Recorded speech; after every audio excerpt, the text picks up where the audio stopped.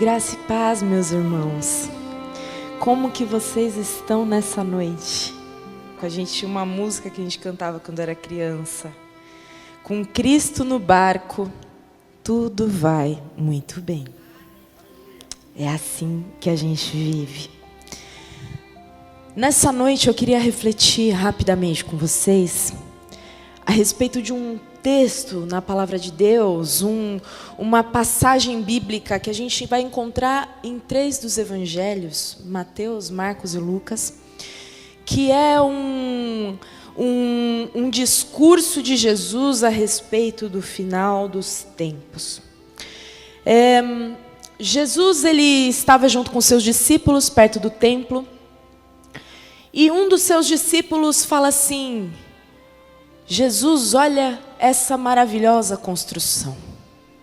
Que coisa mais linda é a construção desse templo. Herodes, ele estava já há muitos anos trabalhando na construção de algo imponente, grandioso, riquíssimo, uma das maravilhas do mundo. E Jesus vira para aquele discípulo e fala: eis que eu digo para você, que não sobrará pedra sobre pedra.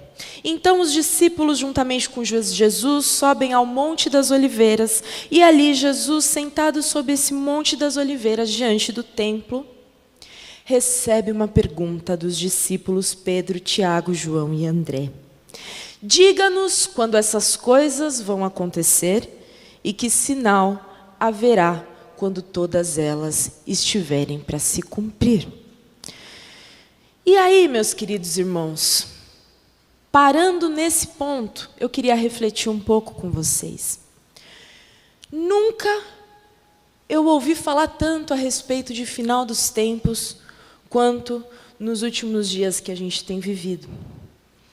Talvez a quantidade de notícias calamitosas, a quantidade de más notícias que nós temos recebido, de enchentes, de terremotos, de guerras, de rumores de guerras, de doenças mortais, tenha trazido esse senso de alerta para mim e para você. Os púlpitos, eles têm sido usados para pregar muito a respeito do final dos tempos. E aqui, Jesus, nesse discurso escatológico dele, vai falar a respeito desse final dos tempos. Que alguns sinais marcariam o momento antes da sua volta. Falsos cristos, em muitos lugares, diriam: ei, vá ali, ele está ali, vá lá, ele está lá. Guerras e rumores de guerra, nação contra nação, as calamidades naturais, perseguição e martírio dos eleitos. Queria pedir para baixar um pouquinho o retorno aqui em cima, se você puder, porque daqui a pouco eu vou gritar, vocês vão ficar surdos. Pais contra filhos e filhos contra pais, e o mundo inteiro odiando os escolhidos. Esse quadro que Jesus pinta é um quadro que assusta. E à medida que Jesus se demora para voltar, a gente percebe que a quantidade de mal, de calamidade e de dores vai se intensificando. Mas já logo no começo dessa palavra, eu venho dizer para você que nos versículos antes do texto que a gente vai ler nessa noite, Jesus, ele já logo de cara nos dá uma garantia. No final, o mal, ele vai se multiplicar muito, mas ele nunca terá a última palavra. Por mais que a iniquidade se multiplique, por mais que as perseguições e as pandemias e os rumores de guerra, e por mais que os martírios se multipliquem, o mal jamais terá a última palavra. Nos versículos 24 a 27 do capítulo 13 de Marcos, nós lemos assim: mas naqueles dias após a referida tribulação, o sol escurecerá, a lua não dará mais a sua claridade, as estrelas cairão do firmamento, e os poderes dos céus serão abalados.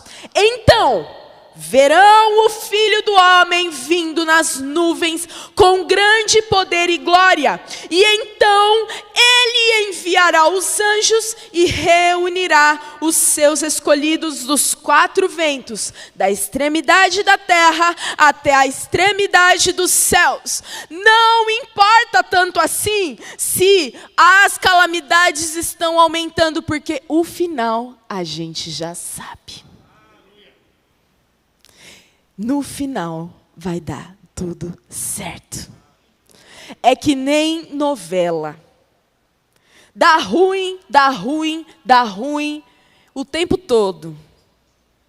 O vilão da novela parece que está vencendo e prevalecendo, está dando tudo certo para ele. Mas no último capítulo, ninguém nunca perde o último capítulo de novela quando acompanha, é ou não é? Porque a gente sabe que no final do último capítulo, o vilão vai se dar completamente mal, o mocinho vai se dar muito bem e vai ficar todo mundo feliz. Isso não é vida real, mas isso aqui é. Isso aqui é. E aí então vamos para o texto dessa noite. A partir do versículo 28 do capítulo 13, diz assim a palavra do Senhor.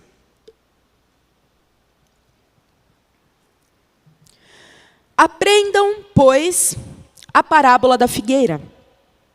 Quando já os seus ramos se renovam e as folhas brotam, vocês sabem que o verão está próximo.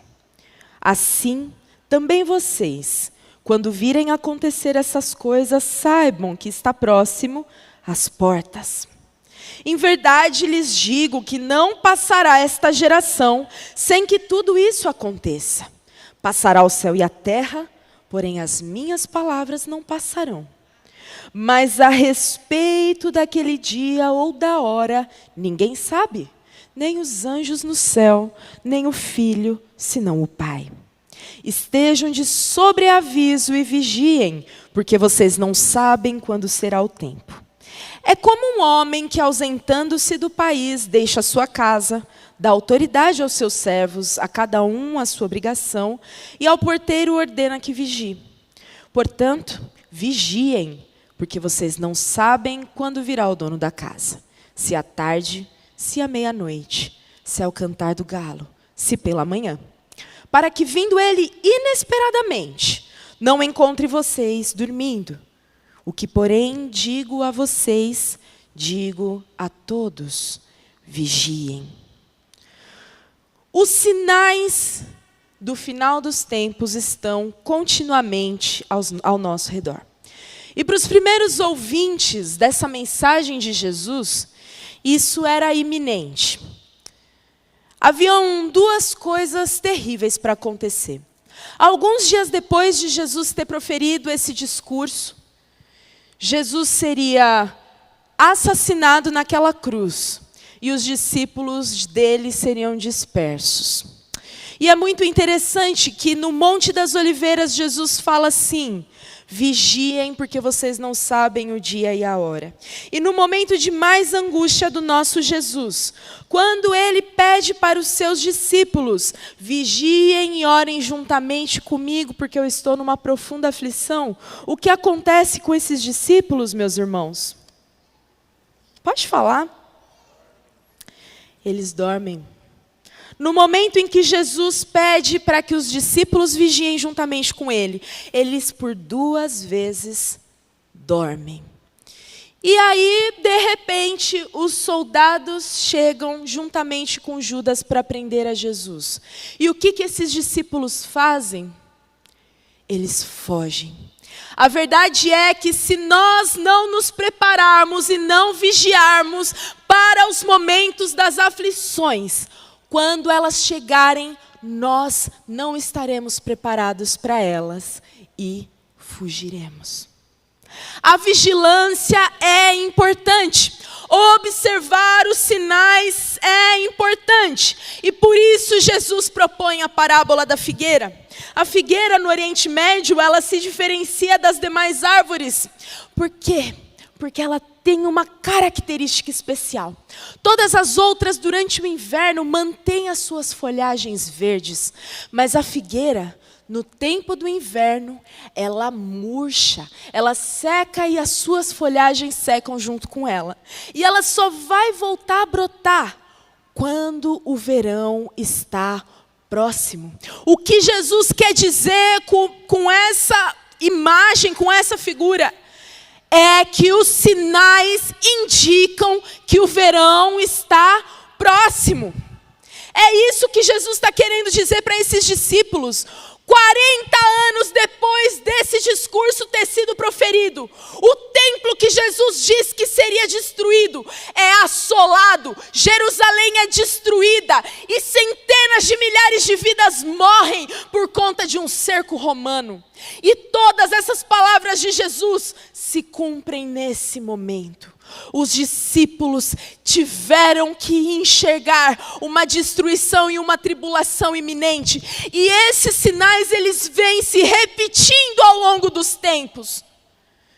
E isso é incrível. Jesus, ele faz com que essa figueira, ela floresça de tempos em tempos, para nos deixar alertas a respeito da sua vinda, a respeito da sua volta. A interpretação desse texto, ela não é simples, porque ela não é totalmente literal. Existem momentos em que Jesus está falando da nossa grande tribulação. Existem momentos em que Jesus está falando da destruição do templo e de Israel, e de Jerusalém. E existem momentos em que ele está falando do retorno. Hoje eu quero focar com vocês no retorno do rei. Muitas são as perguntas que surgem a respeito desse momento na história. Muitas são as pessoas que se levantam querendo dar respostas. É ou não é?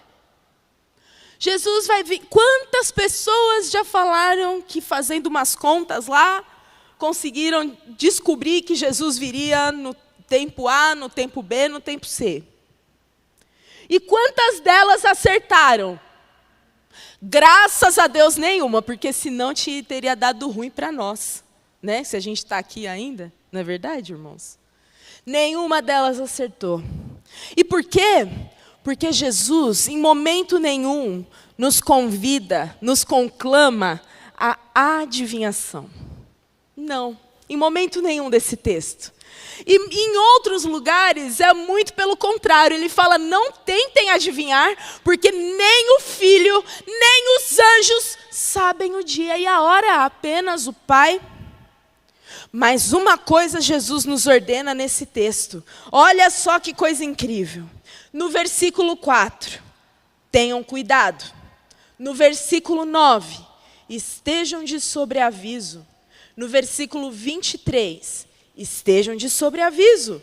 No versículo 33, estejam de sobreaviso. No versículo 35, vigiem. No versículo 37, vigiem. Será que resta para nós alguma dúvida a respeito daquilo que Jesus está querendo nos ensinar? E ele prossegue contando uma segunda parábola. Um homem parte em uma longa viagem e dá autoridade e dá ordens aos seus servos. E ao porteiro ele diz assim, vigie, vigie, porque você não sabe a hora em que o dono da casa vai voltar. Se esse porteiro fosse pego dormindo no momento do retorno do dono da casa, esse porteiro seria terrivelmente castigado. E Jesus, ele termina nos comparando a esse porteiro, porque ele diz assim, portanto, vocês vigiem, porque vocês não sabem quando virá o dono da casa, se à tarde, se à meia-noite, se ao cantar do galo, se pela manhã, para que ele, vindo inesperadamente, não encontre vocês dormindo. O que, porém, digo a vocês, digo a todos, vigiem, o Senhor nos conclama a vigilância. E uma coisa que eu ficava pensando enquanto meditava nessa palavra toda, é que muitas vezes ao longo do tempo, quando a gente fala de final dos tempos, sempre aparece um engraçadinho perto da gente para falar assim, Mas vai demorar ainda. Mas isso já aconteceu tantas vezes. Guerra já aconteceu tantas vezes. Terremoto. Não fica esse desespero todo, interior. Isso já aconteceu. Jesus vai demorar ainda muito para voltar. É ou não é?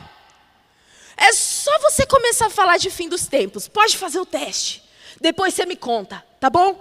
Mas faz esse teste. Chega numa rodinha de amigo e começa a falar de fim dos tempos. É batata. Sempre vai ter um engraçadinho. Se não tiver 2, se não tiver 3. Para falar a mesma coisa. Mas Jesus ainda vai demorar. Para que isso? E aí a gente lê lá em 2 Pedro o seguinte. Antes de tudo, saibam que nos últimos dias virão escarnecedores com suas zombarias, andando segundo as próprias paixões e dizendo: onde está a promessa de sua vinda? Porque desde que os pais morreram, todas as coisas permanecem como desde o princípio da criação. E aí no versículo 8, Pedro diz assim: mas há uma coisa, amados, que vocês não devem esquecer. Que para o Senhor um dia é como 1000 anos e 1000 anos são como um dia. O Senhor não retarda a sua promessa, ainda que alguns a julguem demorada. Pelo contrário, Ele é paciente com vocês, não querendo que ninguém pereça, mas que todos cheguem ao arrependimento. Porém, o dia do Senhor virá como um ladrão. Naquele dia, os céus passarão com um grande estrondo e os elementos se desfarão pelo fogo. Também a terra e as obras que nela existem desaparecerão. Pedro, ele estava nesse momento em que Jesus dá esse discurso. E ele sabia muito bem do que ele estava falando. Meus queridos irmãos, será que esse sentimento já não tomou conta do nosso coração? Ei, você que está em casa nos assistindo. Será que esse sentimento já não tomou conta do teu coração? Esse sentimento de dormência. Tipo quando a gente tem o despertador no ouvido e a gente quer dormir mais um pouquinho. E a gente acaba desligando o despertador para ele não incomodar mais.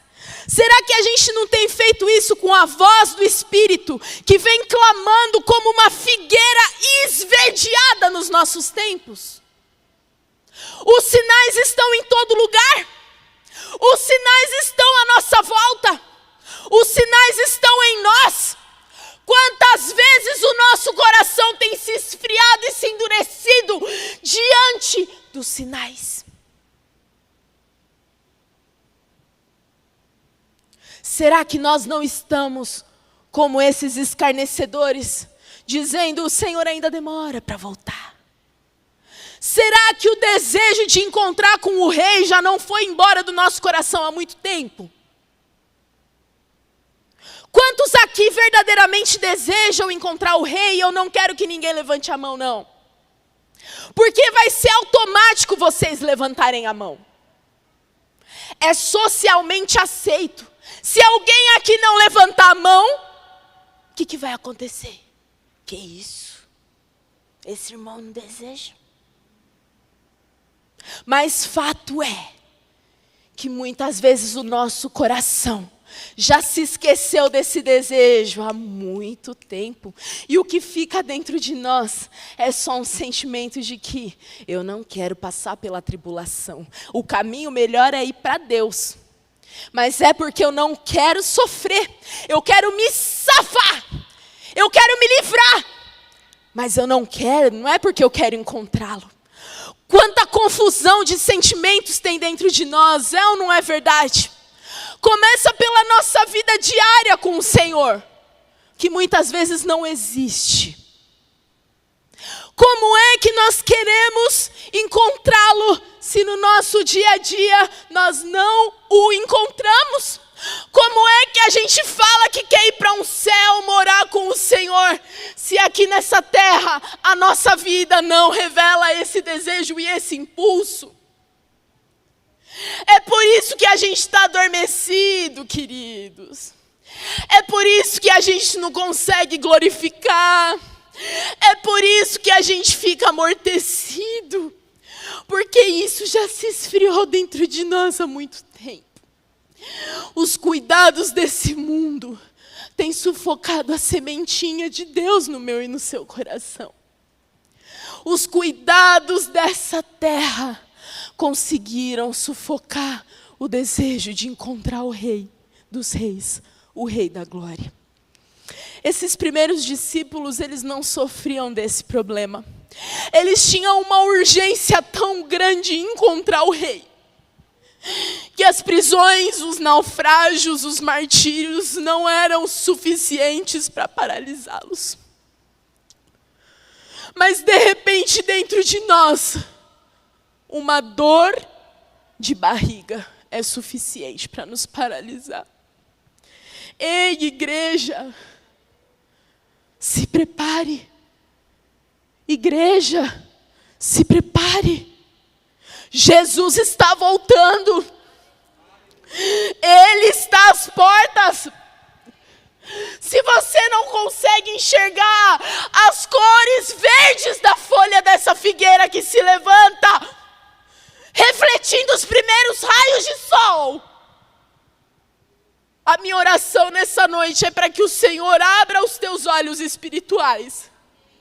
Porque existiam 10 virgens, 5 estavam preparadas e 5 não estavam preparadas. Todas adormeceram porque o noivo demorou para chegar. Mas as que estavam preparadas conseguiram entrar. E as que não estavam foram lançadas nas trevas e na escuridão. A gente está falando de um Deus sério. A gente está aqui falando de um Deus sério.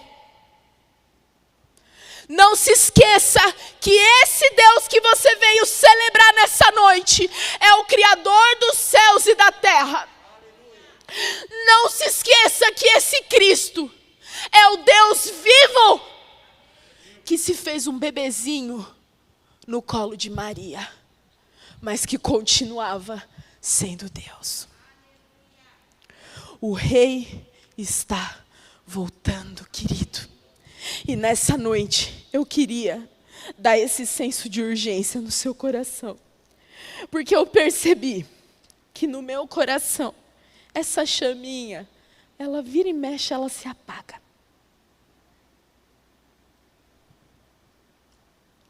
Os cuidados dessa vida sufocam essa semente. Talvez aí você esteja pensando na quantidade de boletos que você tem para pagar. Talvez você esteja pensando na condição da sua saúde ou da saúde de alguém que você ama. Talvez você esteja pensando na quantidade de trabalho e cobranças que você vai ter que enfrentar no dia de amanhã.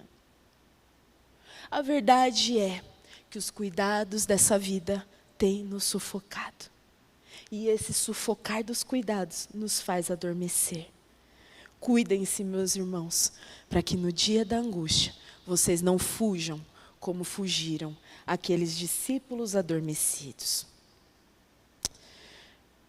Eu li um texto de um rabino chamado Eliezer, que um dia disse para os seus discípulos a seguinte frase: arrependam-se um dia antes de morrerem.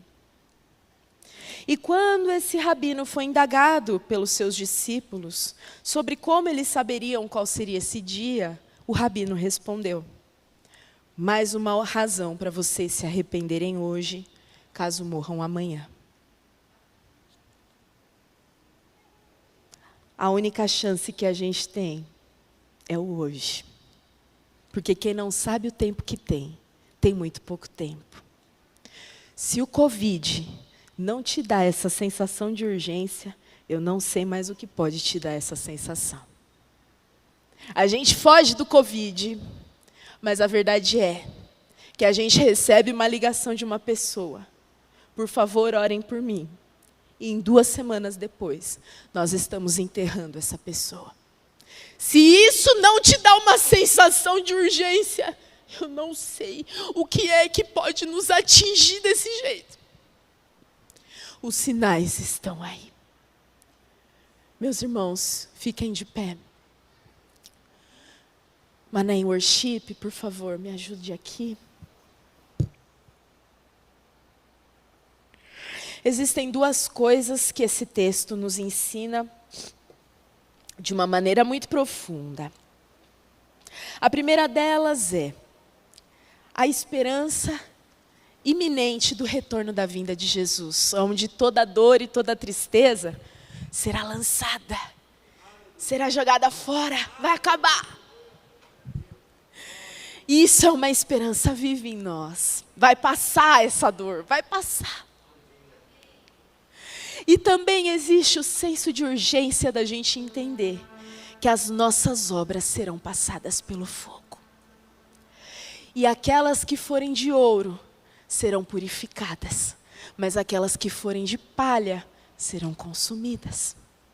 Nós precisamos estar preparados e vigilantes, porque não sabemos o dia nem a hora. E Jesus nos diz assim em Apocalipse: eis que venho sem demora. Bem-aventurado aquele que guarda as palavras da profecia desse livro. Continue o injusto a fazer injustiça e o imundo a ser imundo. O justo continue na prática da justiça e o santo continue a santificar-se. Eis que venho sem demora. Bem-aventurados aqueles que lavam as suas vestes para que tenham o direito à árvore da vida e entrem na cidade pelos portões. O Espírito e a noiva dizem: vem. Aquele que ouve, diga: vem. Aquele que tem sede, venha. E quem quiser, receba da graça da água da vida. Aquele que dá testemunho dessas coisas diz: certamente venho sem demora. Amém. Vem, Senhor Jesus. Fecha o teu olho aí no teu lugar nesse momento. A gente vai cantar novamente a música que nós fizemos na hora do dízimo. E eu queria pedir para você tirar um tempinho com o Senhor agora aí. Senhor, dá-me esse senso de urgência. Pai, dá-nos esse senso, esse desejo pela Tua volta. Que isso venha queimar dentro de nós mais do que todas as outras coisas. As outras coisas, elas vão passar. E elas vão passar mais rápido do que a gente imagina. Elas já estão passando. Mas o Senhor é para sempre. O Senhor é tesouro escondido. O Senhor é o dono do meu coração. O Senhor é o fôlego que eu respiro. O Senhor é o ar da minha vida. O Senhor é o sorriso dos meus lábios. O Senhor é o brilho dos meus olhos. Quando eu morrer, eu estarei contigo. Por isso todos os dias eu quero viver ao teu lado, até aquele momento em que estaremos face a face e que o Senhor dirá: venha, filho amado. Venha, filho amado. Venha, filho amado.